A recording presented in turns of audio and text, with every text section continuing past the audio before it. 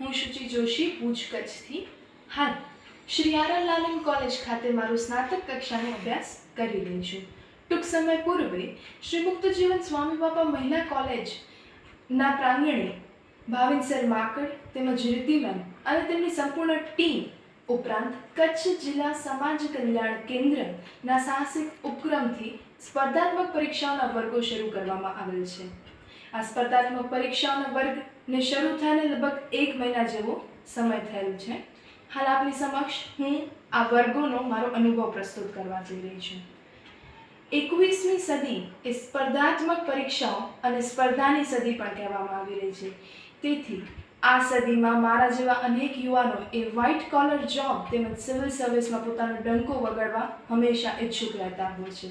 તે સમયે કચ્છ જેવા જિલ્લામાં એ આ સ્પર્ધાત્મક પરીક્ષાઓના વર્ગો છે ખૂબ જ જૂજ સંખ્યામાં ચાલી રહ્યા છે. આ વર્ગો શરૂ કર્યા પછી મારી અંદર મેં અનેક પ્રકારની ઉત્સાહ મેં જોયો છે. કારણ કે કોઈ પણ પરીક્ષાને ક્રેક કરવા પહેલે, લેખિત રીતે ક્રેક કરવા પહેલે તેને મેન્ટલી ક્રેક કરવી ખૂબ જ જરૂરી હોય છે.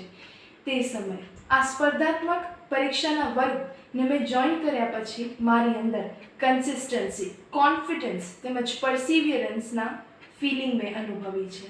ઉપરાંત જો આ વર્ગોના માર્ગદર્શનની વાત કરીએ તો આ વર્ગમાં અંગ્રેજી, ગુજરાતી, રિઝનિંગ, મેથ્સથી કરી અને રાજ્ય વ્યવસ્થા, બંધારણ, ઇતિહાસ આ તમામ પ્રકારના વિષયોને ખૂબ જ સારી રીતે સ્પર્ધાત્મક વર્ગો કે સ્પર્ધાત્મક પરીક્ષાઓને ઉદ્દેશ્યને ધ્યાનમાં રાખીને કરાવવામાં આવતા હોય છે.